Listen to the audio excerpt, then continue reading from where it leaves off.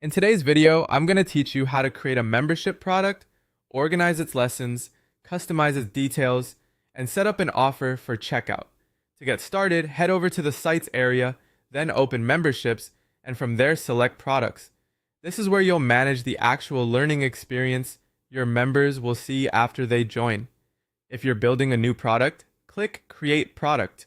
At this point, you'll usually have the option to either start from scratch or use a template.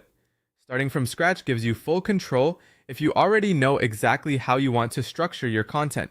A template can be helpful if you want a faster setup or a framework to build from. Choose whichever option makes the most sense for your workflow. Once the product is created, move into the Outline tab. This is where you build the structure of your membership. You can add categories to group your content into clear sections, and inside those categories, you can add lessons. Think of categories as the main folders or modules, and lessons as the individual pieces of content your members will go through. As you build, you can drag and drop items to reorganize them. This is especially useful if you want to adjust the learning flow and make sure everything appears in a logical order. A clean outline makes the product easier to navigate and creates a better experience for your members. After that, click into the Details tab. Here, you'll customize how the product appears.